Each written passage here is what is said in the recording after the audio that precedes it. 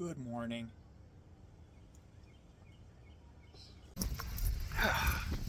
Hey, yeah, so a day that I'm not working. Wow, that's a pretty unusual thing, really. So that's our topic.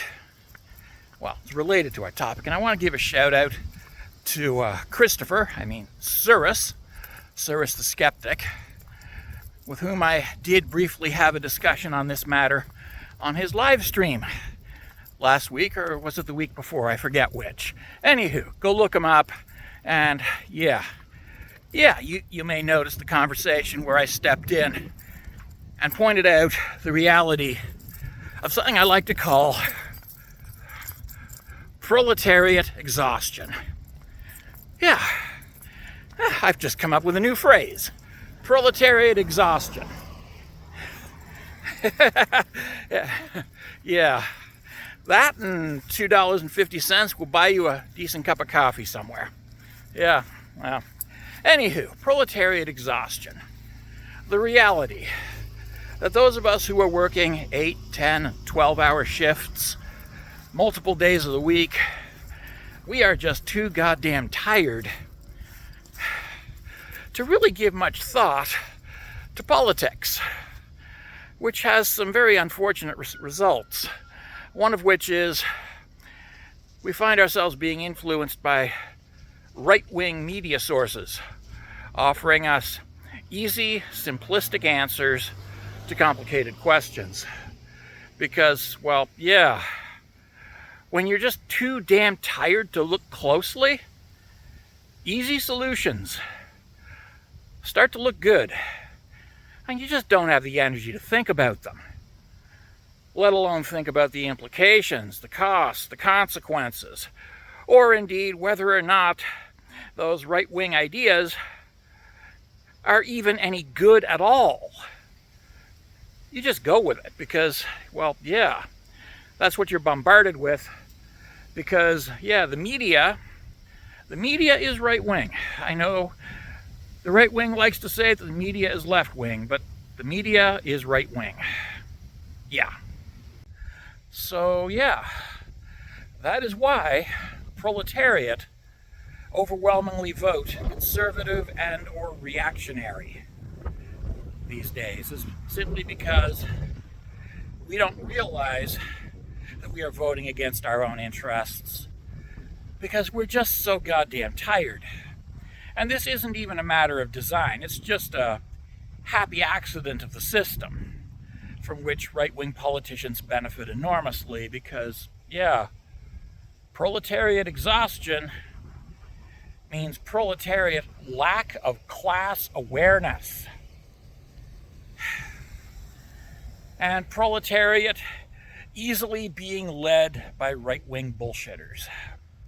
Because, yeah, that's a thing. Yeah, so writer John Steinbeck, a famous American socialist writer, famously said, and I'm quoting here, although I may have misquoted slightly, the reason the American workers don't have a strong socialist presence is because they've become convinced that they are temporarily embarrassed millionaires instead of the exploited proletariat that they are. And that's why America doesn't have a communist party, because the workers have become deluded. The workers have come to see themselves, again, as temporarily embarrassed millionaires rather than as an exploited proletariat. If you're a worker, you're doing shift work, you are not a temporarily embarrassed millionaire. You are an exploited proletariat. Yeah. There was a time when Anglo-North American workers were very class conscious, when we understood our status as the exploited proletariat, and we knew that there was a class war going on. we knew back then, but somehow we forgot. And the reason that we forgot is because the capitalist class invented suburbia. And they did it quite accidentally. There was no plan behind it. It was just one of those serendipitous things where, yeah, suburbia gave the proletariat the notion that they were landowners, that somehow we were now a part of the ruling class because we owned a postage stamp sized patch of dirt in suburbia.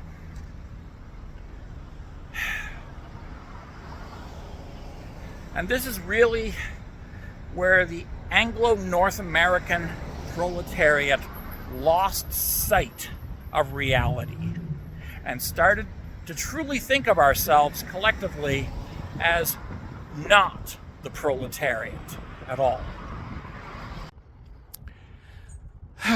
Yes, by giving us a place in suburbia, the capitalist class gave us the illusion and delusion that we too were now a part of the capitalist class, the owner class, the ruling class, the class that made the decisions.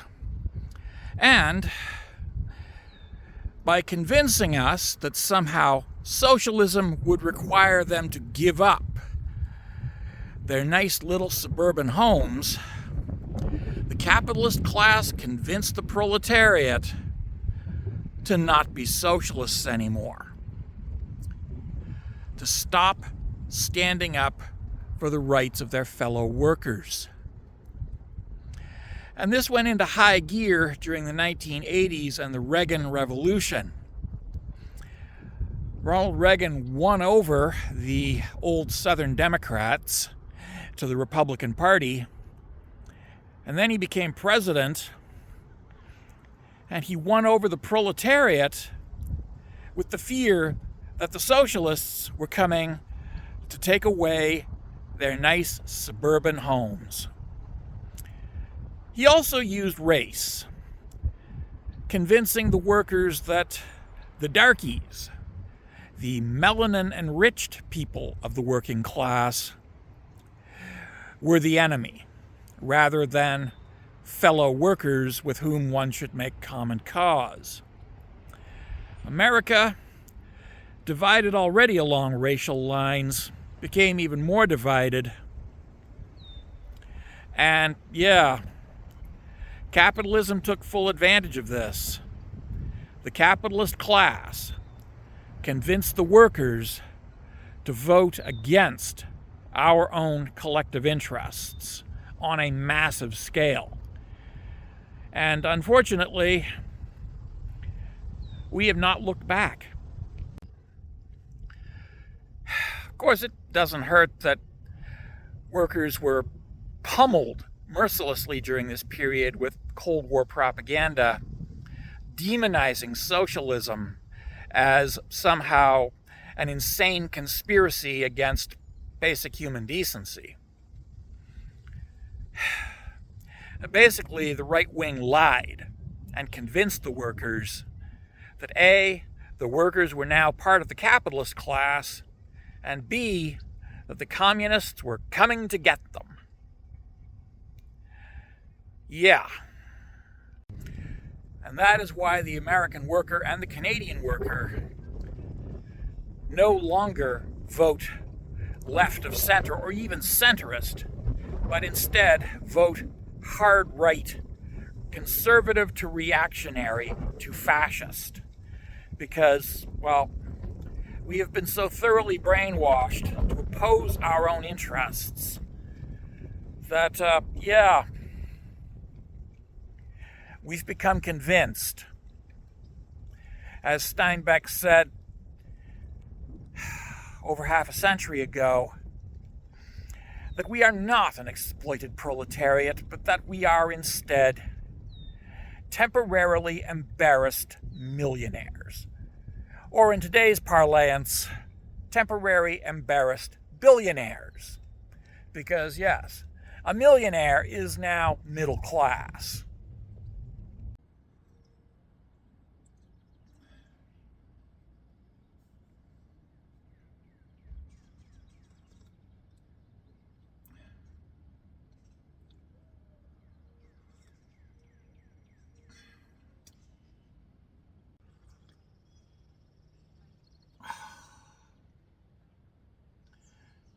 far-right politicians know that we are in a class war, that class warfare is taking place. They are waging it. The capitalist class knows that there is a class war. They are waging it. And we, the proletariat, we have become convinced that there is no class war because we have been lied to by the conservatives, by the far right, by the fascists and the reactionaries, to the point where we now believe their bullshit. We believe the bullshit we are fed by Nepo trust fund babies who awkwardly wear a cowboy hat or a construction helmet and say, "Aw, shucks," a lot during their speeches to make it sound like they are part of our class, like they are the proletariat. They're not. They never have been. They never will be. They talk about liberal elites while hoping that you will ignore the fact that they are the conservative elites. The conservative elites. Yeah, it's funny. We are in a class war, and we have become convinced that we are not in a class war because, well, decades of propaganda have convinced us that we are not in a class war. So yeah, we are in a class war. But unfortunately, too many of us have become convinced that we are in a race war. We're not. We're in a class war. But yes, when Ronald Reagan successfully recruited the Dixiecrats to cross the floor and join his Reagan Revolution, he turned the class war into a race war in the eyes of the proletariat by going on about how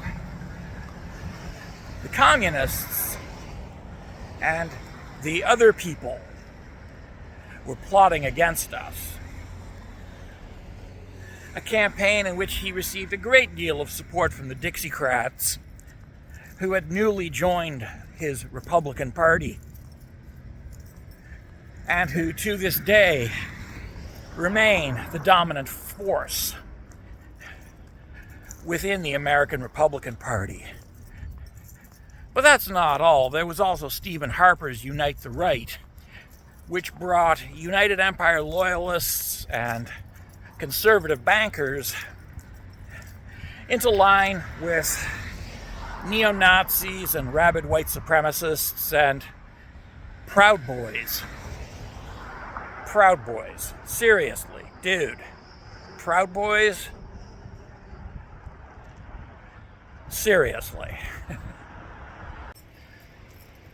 And as these two movements, Reagan's winning over the Dixiecrats through the Southern strategy, and Harper's Unite the Right, that have brought us to where we are today. This, combined with the ratcheting effect of pulling our political spectrum via the Overton window further and further into the right, such that traditional moderate right-wing groups are now considered extreme left-wing. Like, seriously, dude. No. The old conservatives are not communists. They are conservatives and capitalists. The liberals are not communists. They are capitalists. But that's how far we've shoved the Overton window. It's just gotten crazy. Yeah, so, in any case, as I've been saying, if you work for an hourly wage, you are not a capitalist. you are a member of the proletariat class. And, sorry, busy street, yeah. And as a member of the proletariat, you should really think about your place in the class system.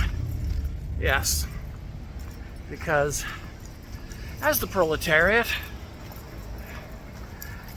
your best interest lies with the rest of the proletariat and not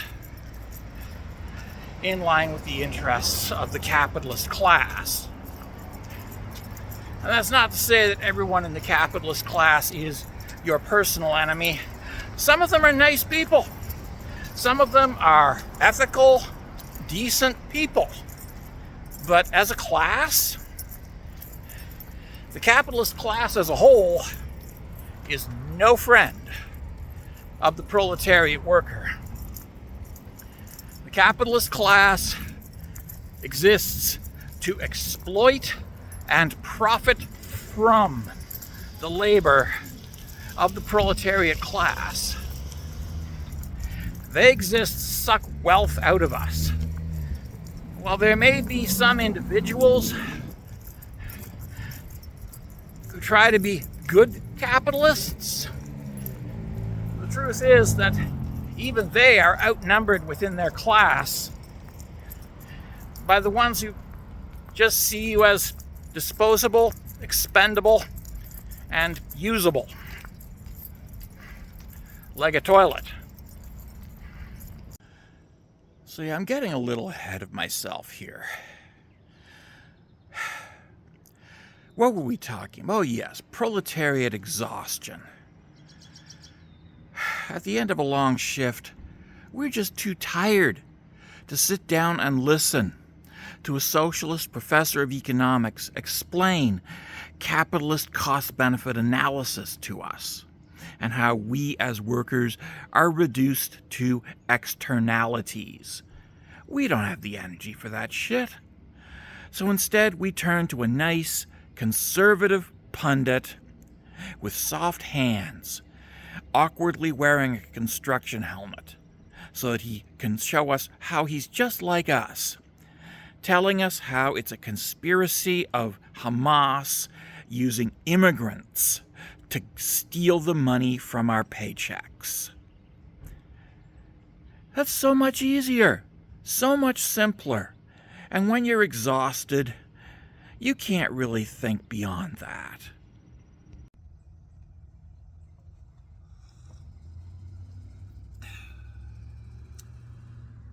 Conservative politicians and conservative pundits are banking on us, the workers, being too exhausted to question the batshit crazy, oversimplified explanations that they are feeding us.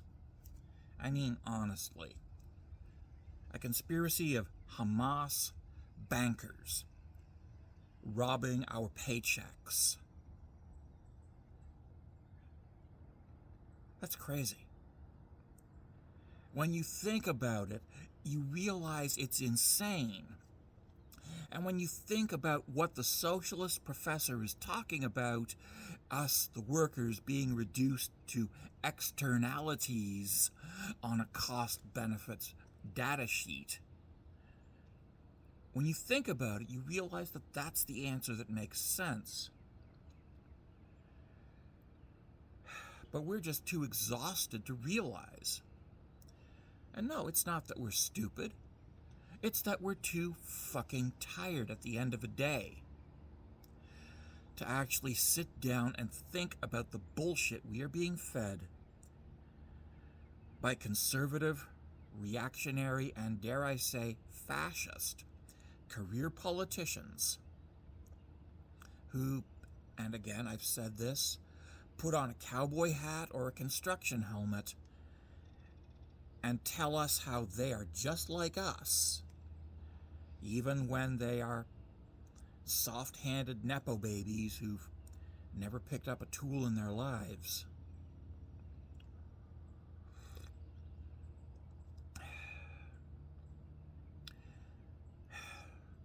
We've really bought the myth that the conservatives are on our side because we're just too tired to look closely at the bullshit that they feed us, the lies that they spew at us. And yeah, the fear-mongering. Because they use fear-mongering. They'll pick the latest boogeyman, in this case, as I said, Hamas, and say, oh, Hamas, Hamas, Hamas. And we, like Pavlov's dog salivating, react with fear because we are trained and conditioned to be afraid. And we are too tired to sit down and think about what we are being told. So we just let the fear decide. Yeah. And so we vote conservative. We vote for the politician who promises to protect us from Hamas. The politician who promises to protect us from the illegals and from the feminists and from the gays. Yeah. We vote for the politicians who promise to protect us from these, let's be honest, non-threats. Because, no, they're not threats. They're not a threat to us. But the career politicians, they know how to get us when we're vulnerable, when we're just too tired, and we don't understand why our paycheck got smaller when we're working more hours. And so, yeah, they'll give us a bullshit story about a conspiracy of Hamas using gay, feminist, MS-13 bankers who snuck across the border from Mexico to steal the money from our paychecks. There you go. They've touched all the fear buttons from all the daily propaganda. And yeah, we fall for it because we're too tired, too exhausted, too run down from working hard to actually stop and think about it.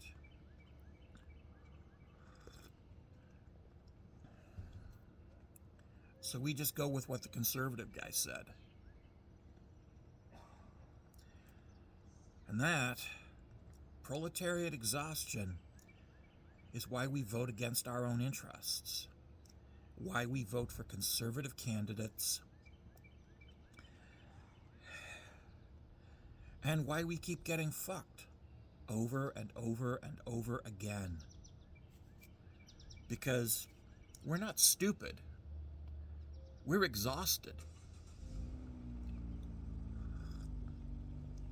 And so we don't have the time or the energy to really think about it. And the conservatives, they know which buttons to push. They know exactly which buttons to push. Because, yeah, these people are career politicians who have studied manipulation as an art form. So yeah, they've already figured out how to get to us, how to scare us, and how to hurt us like sheep.